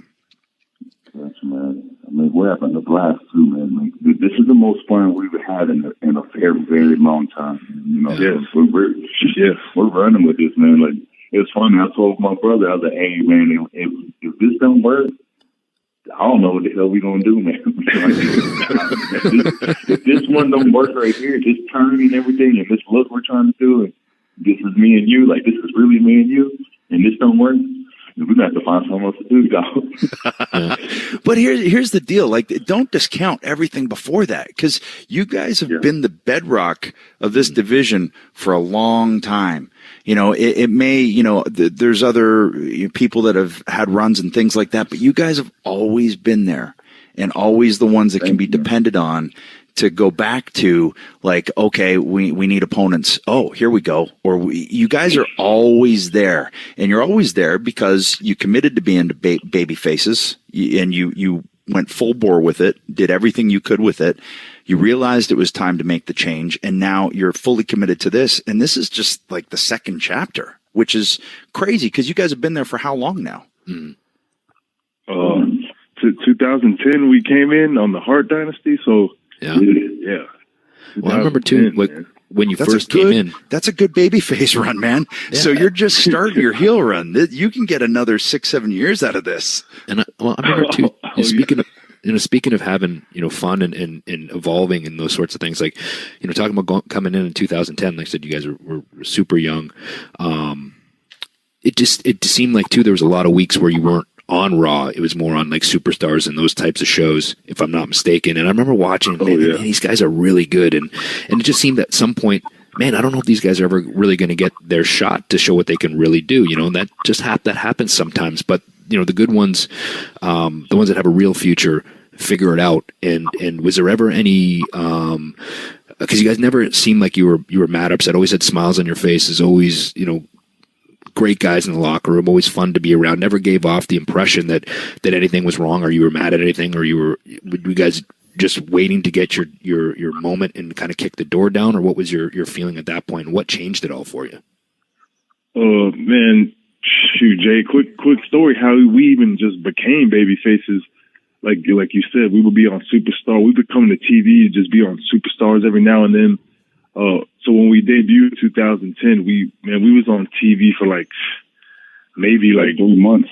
Yeah, 3 months, and then after that, man, we just completely stopped, man. Like, we were just sitting cold, man. Yeah, 2 years. We would just do we would just do the Superstars matches, and we had SmackDown with Raw. It was a while, man. And yeah, we're just hanging around back, like you said, hanging around back. And then we were bored. We were bored. I painted brother's face with a Sharpie on the dark match, messing around, like half of his face. And then I painted my face. And then we went out there and did the dark match. And then the next day, was it the next week also? Was it a SmackDown or something? Yeah, it was the next day. What I was gonna tell him that we was just in the back telling we of course we wasn't booked. And the Nexus tag team, it was Heath Slater and Justin Gabriel. They had nobody to work. So they're heels at this point, top heels at this point, and we're just hanging around. Hey, just throw the Usos in there, but they're heels. We'll just have them do work babyface. So we go out there at a Superstars match. They give us I think we had 15, 16 minutes. I used to like Superstars because they used to give us time, man. Yeah. We would go out there and just try to kill it. Yep. But we go out there at the beginning of the show, we kill it, man. We come back. From then on, we're baby faces. It was just a cold start. But then, like you said, like my brother was just saying, this is us trying to figure out, okay, we're baby faces. Well, what's new? Try to, put the layers to it. But the paint, he just painted he ends up painting my face with a black Sharpie for a dark match. We didn't tell nobody. We just, man. We thought about Uncle Eki, always Uncle Eki, Yeah. Going back to Uncle Ekmo. And then, we hit the Sharpie, boom, we walk out there, they're like, man, that looks pretty cool. Vince ends up digging it. He likes it. Just his idea was just no more black, just strictly bright colors, which that's how that all came about.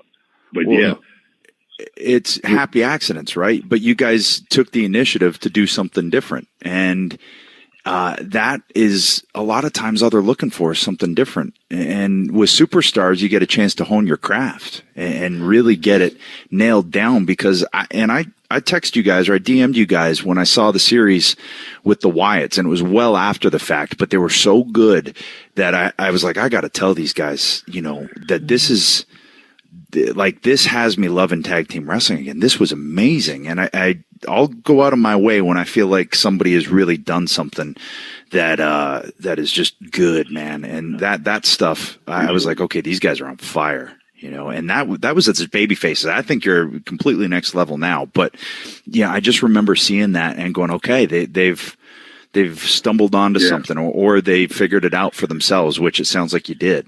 Well, I think too, just to back up a second too, when you're talking about, just trying to figure something out, putting the not telling anybody, putting the marker on the face and going out. At some point, it's like, we just got to start doing stuff, because what more do we have to? We don't have anything to lose, right? There's no, you can't go any further down. So it's at some point you just have to take a shot and see if something works. Correct?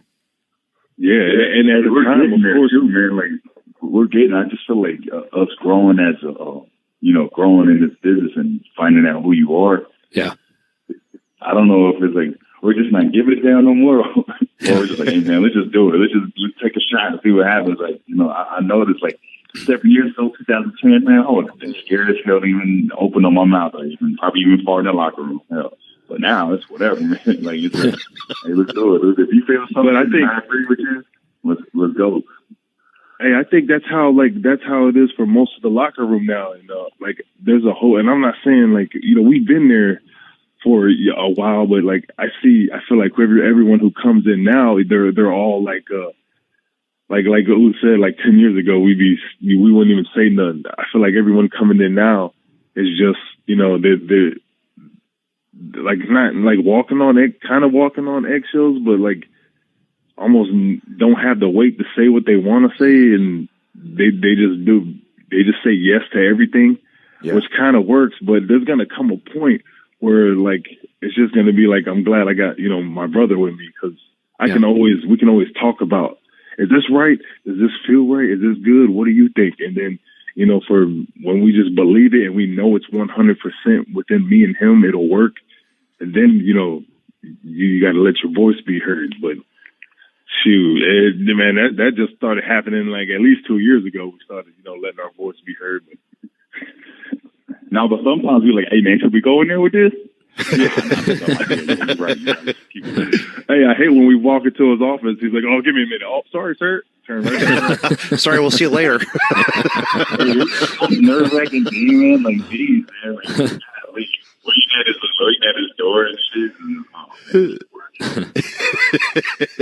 But like the point I was saying earlier, you build up, a portfolio basically, and show what you guys can do, and you do it with everyone, not just one opponent, not just two, tag teams or whatever. You're consistently doing it, so eventually your work is going to be talking for you, so that when you actually start speaking up, they're going to listen. Yeah, because you're already proven yourself. So you did the right thing by speaking up, and I constantly tell people, if anyone asks me advice, I'm like, you need to open up a relationship with Vince. You need to have a dialogue with Vince for him to know that he can invest in you, because otherwise he doesn't know the person that he's investing in, because the person has to push the character. And it's so key. It is, man. When we're getting that, we're starting to notice that, and then as this, we're starting to open up too. Just even as humans, like really, like, man, I know that Vision, man, but shoot, man, he bleeds just like we do, man. What we fucking tripping? Let's go ask him, man. Let's go say what's up to him. Yeah. But that was a while ago. Now, man, now it's like we're getting it now, man. We're having a blast, man. But like tag team wrestling, like, we take that serious as hell, man. That's all stuff, man. Yeah, like that's all we got as twin brothers. Almost screw in going. It's either this or it ain't nothing going down. But like the tag division, like when we came in, we noticed it.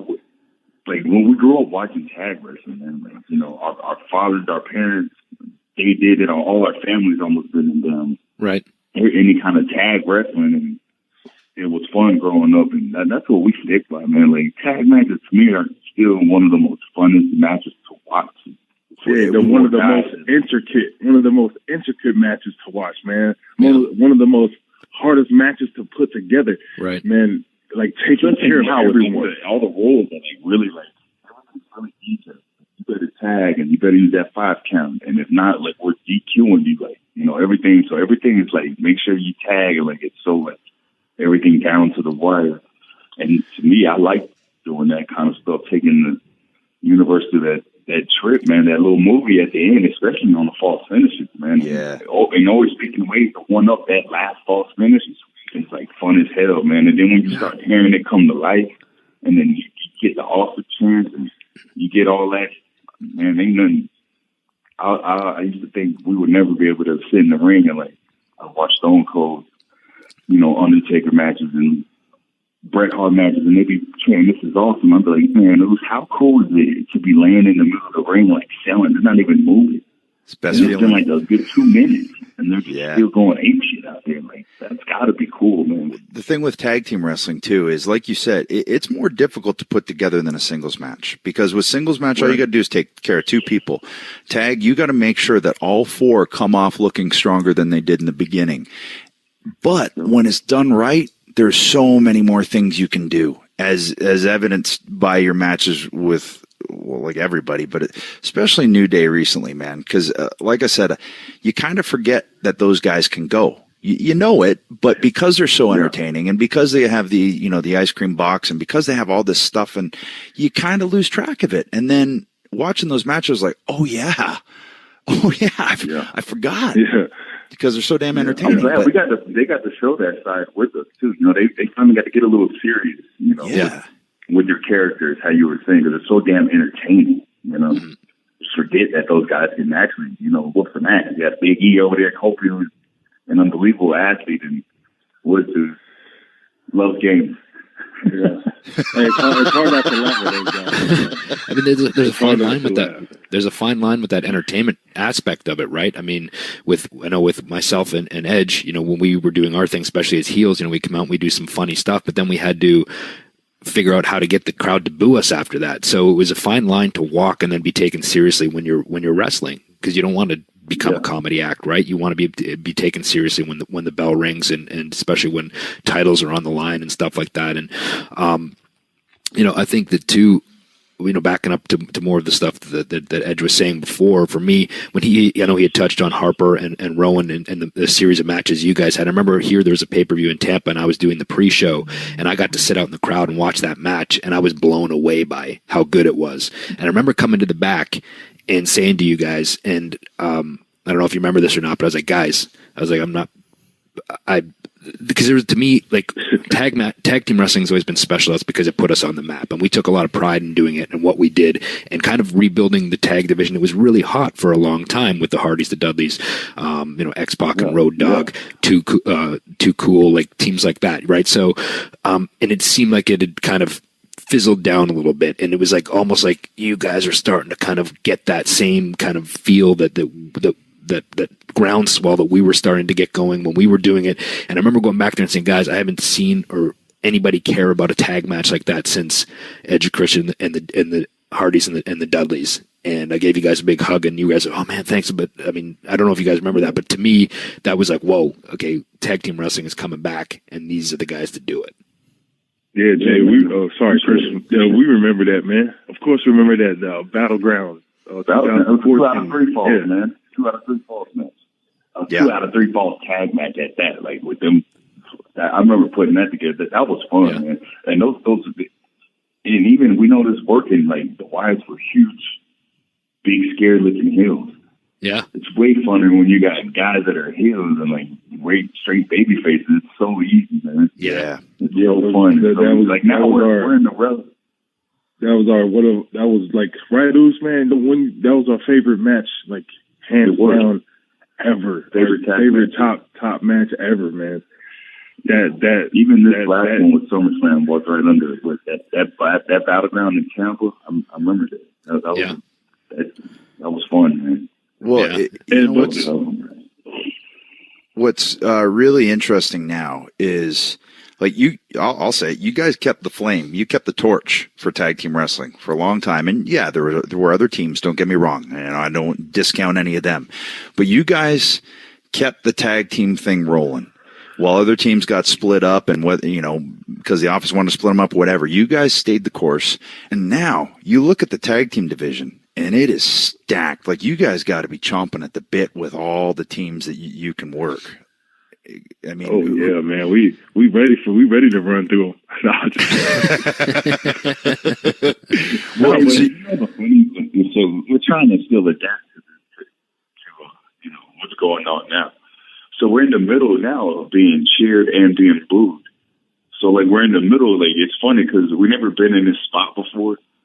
So we're out there trying to adapt. Like we're supposed to be the bad guys right now. How can we make them?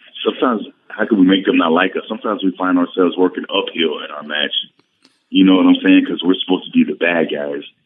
Yet we're being cheered. So in the match, it's like we're doing something cheating, and they're like, yeah. But we're in our head, like, man, it ain't helping our match like this. It's like kind of stepping on our baby faces, and we're trying to adapt. Like, man, how do we turn them out there? What do we do? Like, it's new problems we're trying to like adapt to now, which is funny because we never really had this kind of issue. You know what I mean? Being in a gray area. Yeah, well, and it's because, like I said, the entrance is cool, the promos are cool. I think the key would be keep the promos the way they are, but direct them at the audience. Mm-hmm. You know, don't call them stupid, anything like that, because you can find a better way to do it. But if you direct it at them, and then they'll go, okay, damn it, we hate them. They're cool, but we hate them because, man, they're slagging on us. You know what I mean? And that can make a big difference. You know, even if I think back when Jay and I would do our stuff, we'd always slag on the audience. We'd do it in a funny, entertaining way, but then we'd wrestle like heels to make sure that, you know, we didn't become just funny baby faces, you know? Yeah, it's a different time now too, right? It's hard to be 100%, you know, pure heel. That's the state of it. But, I think that you guys just stay the course and like Adam said, just keep doing what you're doing and with the promos too, right? I mean, lie to, you know, tell the people it doesn't necessarily have to be true, but if there's nuggets of truth in the things that you're saying when you're knocking the fans or your opponents or whatever it is, you know, that can go a long way as well. Well, yeah, I mean, one of the biggest things that I always realize that works for a heel is if they were a baby face and we're starting to get booed as a baby face, use that. Go, wait a minute, hold on, you want to hop on the bandwagon now? Because I was here for you guys, and you guys turned on us, so we don't need you. You know, that to me was always something. When I first turned heel, it was because I got booed in my hometown after coming back from neck surgery. And I was like, whoa, hold on a second. I'm turning heel now. Yeah. So that is what fueled my entire heel run was that one night. I was like, okay, all right, I'm going to give you a reason now. Yeah, I bet. But that's the wrestling audience, right? So, yeah, that's Toronto. So hey, you must have had 50 tickets there like we do at our hometown. So. Yeah, they were like it's amazing how everybody comes out of the woodwork, right? It's like you don't hear from everybody for a year, and then wait, WWE's coming to town. Hey, do you mind if I get 30 tickets? Man, I don't even work there, and I still get it. It's like they're coming to Toronto. Yeah, and man, I'm down in Asheville. I don't know. What do you want me to do? So let me ask you a question. Obviously, you grew up in the business, and to me, that's always because I always find it fascinating when you know meeting guys and girls that you know came up with their parents you know doing this. It's such a strange you know kind of existence that we live. What kind of advice did your dad give you? For those that don't know, Rikishi is your father. Like you're talking about, like the lean times when you were kind of, you know, a couple of years where you weren't being used and you were sporadically on Superstars, things like that. Was there any kind of? Did you ever go to him for any type of advice? Because obviously he's seen everything in the business. Really smart guy, great performer, and obviously a Hall of Famer. So what did you seek anything up for him, or was this kind of like, you know, hey, these guys got to learn, or how did that go? No, man, of course we would always, you know, involve my father. Like, why wouldn't we? You know, my dad been in the game for over 20 years. First thing, stay humble, stay hungry. He would always say that. The best thing that my dad said to us was, you know, in this business, at least you guys have each other. He went up and down the road, you know, alone, or he would travel alone. At least we have each other. All the morning flights out in the morning, all the rental cars, all these long drives, man. At least I get to, you know, we get to do it together, you know. And I'm so glad, you know, outside of work, just as, you know, Joshua and Jonathan, man, like I'm still with my twin brother, you know, traveling the world. And in the beginning, it was hard, man. We had children young. We used to install office furniture. That was our shoot job, you know, just trying to, you know, man, support a family. And then, you know, got serious and just wanted to, you know we could elevate ourselves, you know, have a better living. And then, you know, we tried wrestling, you know, and here's the thing about that. Like, so it gets me hot sometimes. People always like, oh, man, you know, they're only in there just because they're family. Man, let me tell everyone listening to this, man. We come from, you know the story, man. Look at our family. Look at the heritage, man. We come from some beast in this wrestling game. Like, we're royalty family. And it's hard to try to maintain that stature, man. Try to imagine if we just suck, you know, coming from this family, you just suck. Like, man, we can't. You sure these guys don't come on? Wait. You mean be the first Samoan wrestlers that sucked? That doesn't happen. All Samoan wrestlers are good. Yeah, man, we got to put man, you know, though, man, like, there's a lot of weight, and I don't even say weight no more because, man, I feel strong, and we're carrying this, man. We're carrying the Fatu on the White family name in the WWE business, man, around the whole wrestling, man. Like, I'm just humble, man, and I'm glad, I'm grateful we have the chance to just, the opportunity, man, to go out there every week in front of the world, man, and let them know who we are, man. Yeah. And I feel good doing it, but yeah, man, that my dad, and after every pay-per-view, man, my dad watches every match, and I know he does. But yeah, he won't tell us all the time. He's something about Keith. He ain't gonna tell us all the time. Yeah, and he's still the same Keith though. Okay, yeah. Okay. He ain't gonna let us know we had a solid match every time. You know, some match like SummerSlam was pretty cool, but like going back to like Keith, another thing about him. So you know, he's been in the game for a while, and he knew we was in this drought for like 2 years. Like he knew we was in this. But that's only for us to figure out. You know, when you're in this game, only you got control of your character and who you are. And he knew when we went on TV for them 2 years, like he knew this was part of the game that only me and my brother could kick out of. You know what I'm saying? Yeah. And so you know, he knows. He's like, man, it's a whole lot of politicking in there. It's a whole lot of this, whole lot of that. You just got to outlast him. You got to be one of them. You got to survive in there, man. Like, ain't nobody going to bat for you but you. Ain't nobody going to care about you but you. You know what I'm saying? We're going to pitch ideas for a character, for your shit. You know, you got to go in there. But we figure that out, though. But a closed mouth don't get fed is what he tells us. Closed mouth don't get fed. That's awesome. That is well, man, if there you ain't going to eat. If there's anybody that figured out how to survive, and look at all the incarnations of his characters over the years. Yes. I mean, man, that dude did it all and kept throwing it at the wall to see what would stick. Yeah. I mean, think about everything he did. Yeah. It's crazy. It's mind-boggling to think how many different things he did. I know. SST. And I mean, so many things. Yes.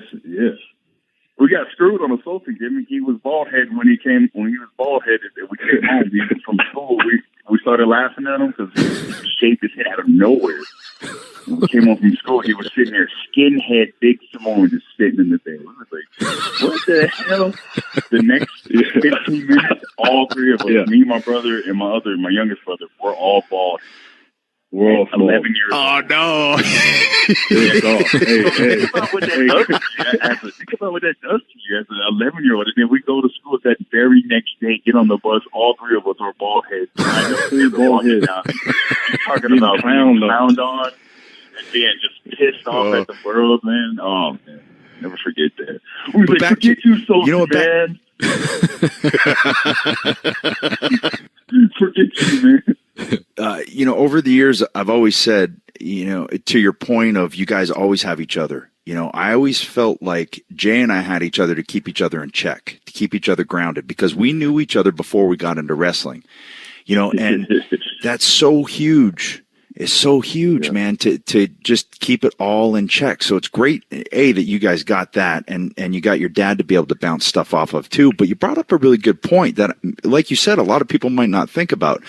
Think, okay, well, easy road in because their dad did it. But that's not the case. Like, you guys still worked before you did it. But then once you start doing it, like you said, that's a huge amount of pressure that now you guys have taken and said, okay, we're carrying it. And that's the mindset to have. But man, that's an interesting point that I don't think a lot of people are going to think about when they think of you guys. So I'm glad you brought it up. Yeah, man. Yeah, man. That's why we like to go out there and, like, you know, every night, man. Even like the little 4 or 5 minute matches. Yeah. we're still stuck there trying to think about the best 4 or 5 minute match. And then never a night off, you know, like, you know, never just like, you don't feel like doing it. TV house shows, those are different entity to me because, you know, you get to have fun and get to interact with the crowd a little. It's a lot more loose at the house show. You know what I mean? Like, yeah, I think also is, you know, something to be said for, you know, you guys sitting around, like you said, for 2 years, you know, eating catering and being bored, right? So, you know what that's like, and you don't want to go back doing it again. So, in a sense, it almost helped keep a fire lit, if I'm not mistaken. I mean, that there's been times like that for me as well, where there's times where, hey man, there's not much going on. What am I going to do? And then when you break out of it, you're like, I don't want to go back to that. It keeps you motivated in a sense, and almost in a way, kind of. Without that, you would maybe not be where you're at today. Would you say that's correct? The funny thing is, you're right. It was because it's funny how some cats come in there with a big push, right? They go straight to the fucking top. Sorry, man. So sorry for my language. They go straight to the top. No, you can swear. My bad. We swear all the time. No, you're good. And then, like, when they start to like get that little, when you start to taper, man, it's like you see them. They don't know how to react. Like in the locker room, they're down, or they're like, they start selling. You can't sell shit. Yo, man, you good, man? Are you all right? And then I'm like, in my head, I'm like, man, I guess I don't know, man. I guess you go so hard, and then when the fire ain't up on you, you don't know what to do. Yeah. How do I, like, you know, how do I keep above water? But yeah, man, that's the true test. That's the test of sticking around there, is because there's going to be those lulls. So if you aren't ready for it, if you can't adapt and deal with that, they're going to break you down, and you got to build yourself back up. And that can be a tough thing that not a lot of people do. Yeah, man. And I'm seeing some of the boys too, like, try to find themselves. Like, there's a bunch of good guys that can work. I'm sure you guys know there's a bunch of great guys in the back that, and you know, some hasn't even had their opportunity, or some is like still trying to find their itch, and like, but geez, man, that's a crucial part of what we do, man. Got to stay relevant above water. I guess longevity, right? Yeah, longevity is the key for sure. Yeah. So, you know, going back to what we were talking about, like with this whole division you guys got now and all of these teams, who are you seeing that you want to, you know, get in there with? Because I got some in my head that I want to talk to you about, but I want to see who you guys are looking forward to getting in there with.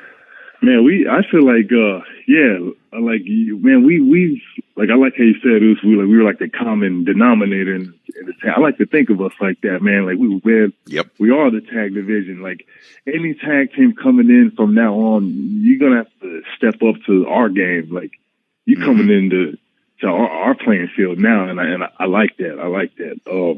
Yeah. As far as if we did that to pick, though, I think for me personally, man, it would be because the brand new tags until just got here last week is Sheldon and Gable. I said them because I ain't never been in the ring with Sheldon.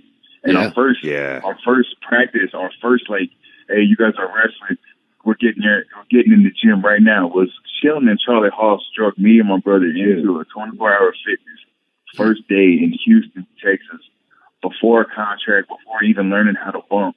And killed us in the gym, like murdered us in the gym, man.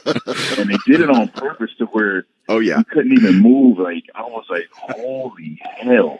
But I'll never forget that. And the second day I was scared to go in the gym. It was my first time ever being legit scared to walk into a gym, man. I could this is when we got signed. This is when Uncle Eki took us from Pensacola down to Houston to start training. Yeah. So this is how we got locked in with Shelton and Charlie Haas. Yeah. And this is how we would go to book school and train. They would get in the ring with us. Mind you, first time we locked up with Charlie Haas, it was like a soft lockup. He's like, don't do it again. He locked up again. Boom, snot came out our nose. You know, he's like, this is how you lock up. Like, I was like, what the? Whoa, what? What is going on? I said, I don't think I want to do this. Yeah, he gave me a man, one of the hardest arm drags. I set in for an arm drag. He snapped me over so fast, man. Yeah, I was like, okay. Now I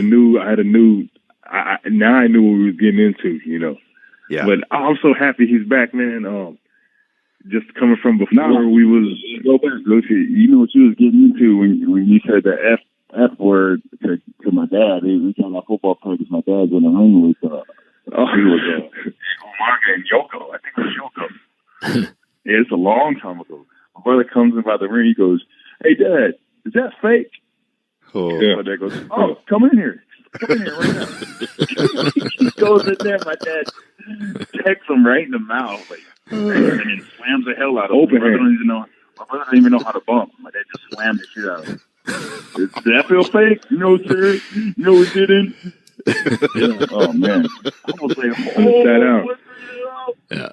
And he told you, I'll never forget it too, because I feel like he said it right to me when he told you. He was like, "Don't ever bite the hand that feeds you." And I was like, "What?" Yeah.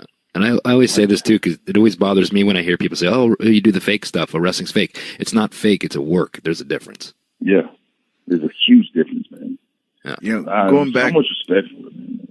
well, going back to, I remember, because I was riding with Eki when he brought you guys down, and I remember him talking about it, and it's so crazy to me to think back to that. Like it seems like a lifetime ago. And what are you guys, like 30, 31? Yeah, we just turned 32 on the 22nd. Oh man, you guys are old. You guys are so young, and yet you've done all of this stuff already. It's awesome, you know. But I think back to that and us having that conversation, and now here we are, however many years later, sitting on a podcast talking about it. It's kind of surreal sometimes when things like that happen. But there was no real point there. I just thought it was kind of cool. But I get verbal diarrhea sometimes. But man, you guys with Shelton and Gable, man, oh man, because Shelton can do stuff that he doesn't even know he can do. Mm-hmm. You know what I'm saying? Like you have to tell him he can do it and go, "Oh yeah, okay, I can do that. Like I can run up that ladder and clothesline you off it. Yeah, sure. Hey, do you want to walk through it? We can go walk through it if you want to. No. No, I got it. That and Gable's good too, man. You guys will tear it up with those guys. Yeah, man. We had a nice little run with American Alpha. Like we had a nice little run with them, but you know, we got kind of cut it short. But we was tearing it up with those guys, man. But, you know, yeah, they got cut off at the knees there. Yeah, man. And the thing is, I feel like they got the titles way early, and I was like, oh man, like now I'm like looking on how like starting to notice like, oh shit, that might not be good for that. Like it's good, but then it could be like, oh, it could hurt them, you know. In the long run, it can, yeah. If you don't adapt, like we talked about, you know, because there's going to be those downtimes after that. When the fire's under you, when the rocket's behind you right out of the get-go, there's going to be a lull after that. So how do you adapt to that lull, you know? But those guys, I think what happened with those guys, they were having that series with Revival down in NXT. So you got American Alpha, this fired-up babyface team, and, you know, after you guys, there wasn't a lot of those. So I think that's why maybe it got hot-shotted, but they could have stuck around for a long time. But that brings me to one of the teams that, even though you're both heels, I would love to see what you guys would create together. Would be you guys in the Revival, because to me on that side they're on fire. You know, once they get back from Dawson's bicep, but you guys in there, it would be heel teams, but man, it would be good. And you know, that's the cool thing too about the brand split as well, right? Like it keeps guys apart, and then when it's time to do something fresh, it's there, right? That helps a lot. Yeah. Hell yeah. I'd love to tear it up with those guys, man. Hell yeah. I'm always down for a challenge. And their style looks like it's them too. Their style feels real. Their style feels like, you know, some gritty, you know, punch you square in the mouth, man. So hell yeah. Definitely, man. And I'm going to throw out the other one that it would be those guys, but man, you guys as heels with the Hardys.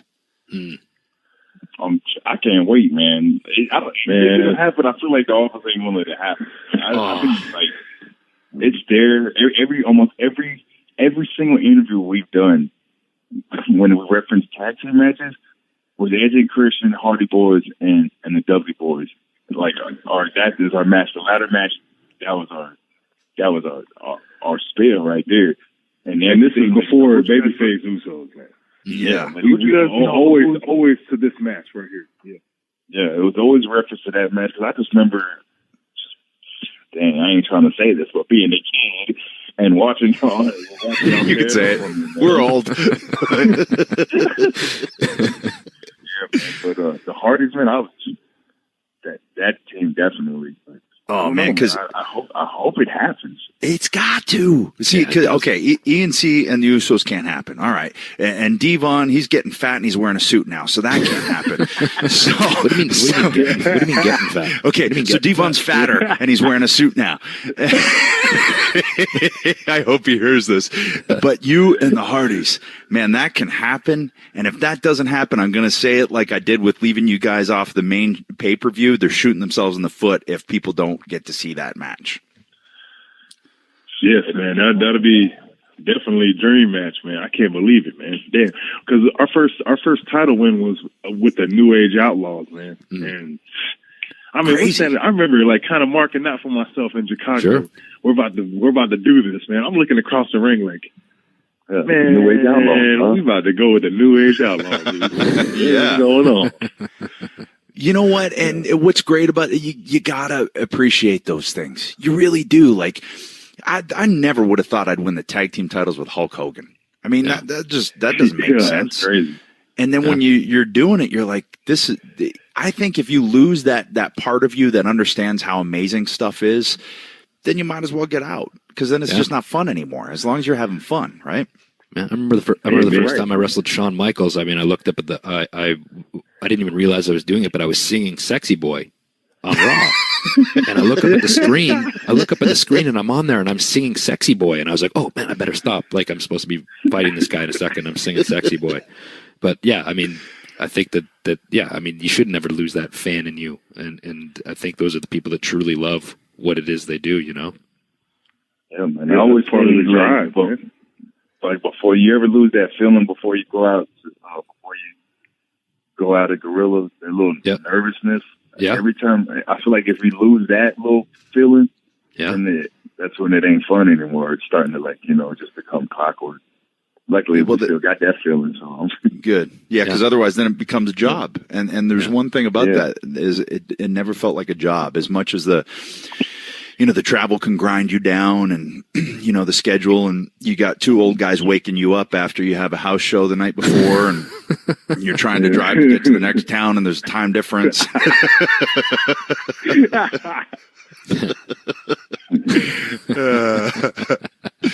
It's all love over here.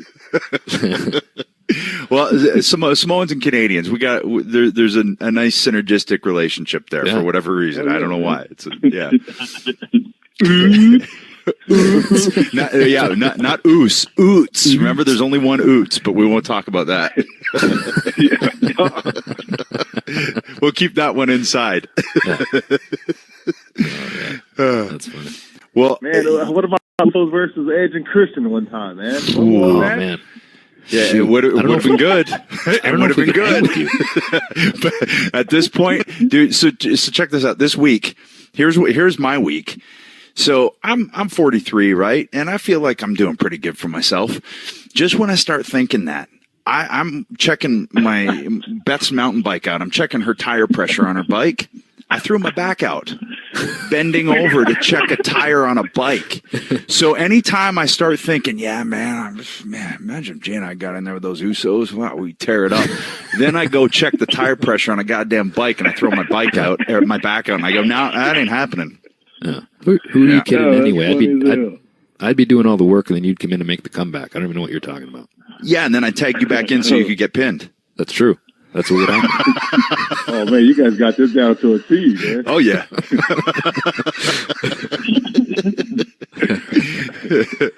Oh, before I forget, man, I wanted to make sure to mention this spot because it was so ridiculous.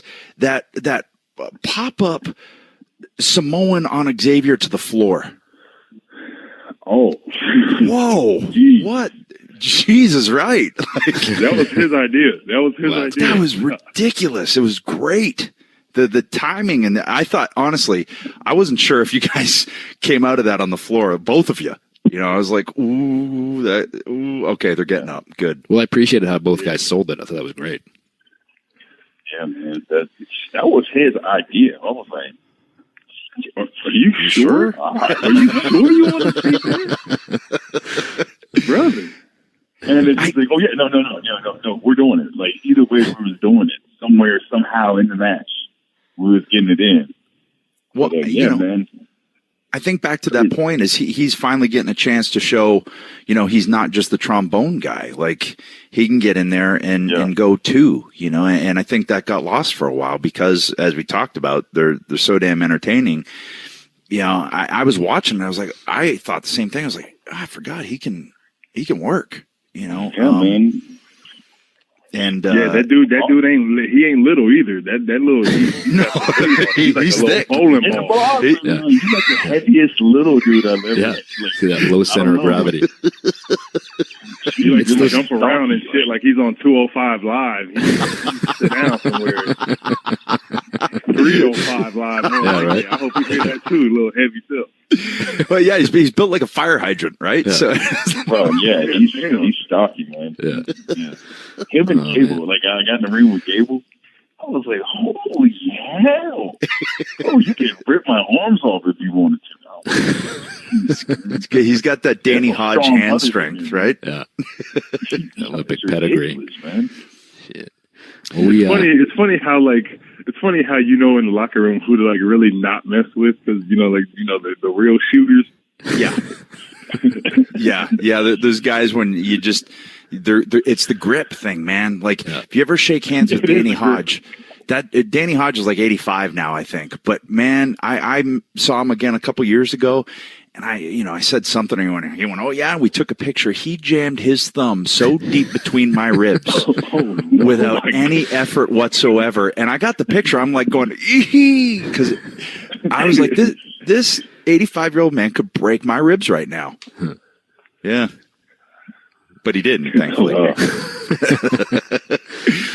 Well, guys, I'm sure you guys got a lot to do. You got TV today. We already kept you long enough, and we already woke you up, I'm sure. And you guys did this for us, so we really appreciate it, man. It was a good time. Yeah, guys, we really appreciate you taking the time, especially when you're being on the road and everything. But keep doing your thing, man. You keep impressing me every time I see you guys work. So proud of you guys, and for kind of revitalizing and keeping the tag team division going. So I look forward to just watching you every time you go out there, man. Keep doing your thing. Man, I appreciate it, Jake. Man. And thanks for having us on here too. We was like, I called, we was like, hey man, Edge and Chris on to do their podcast, man. That's cool, right? Well, man, after we had you guys on the show the first year, and we're like, okay, we got to write them in more. So we wrote all kinds of stuff for this season. Yeah. But so we're like, all right, well, we got to get them on the pod. If nothing else, we got to get them on the pod. If the show never happens, then we'll definitely get them on the pod. I thought we was gonna see you guys today, man. I thought we was gonna get together and get a little. I was like, okay, I'll go pick Usos. I was going to go pick him up and come to the building to you guys or whatever. I know. I felt bad. I was like, oh no, they think they got to go to the building at 10. We should have ribbed him and sent him there anyway. I'm over here trying to get my stuff on. Yeah, man, we got to be ready. Or whatever. They're like, I don't know where they're at. Well, I'm glad it was a little easier than that for you guys, but it's fun, man. We'll have you back on at some point if you want to come on. Hell yeah, man. Appreciate it for letting us be a part of this, man. Thanks for considering us too. Shit. Yeah, of course, man. Just keep doing what you're doing because it's working. Trust me. Thank you, man. Thanks. I appreciate it. Thank you. Say hi to Keish too. All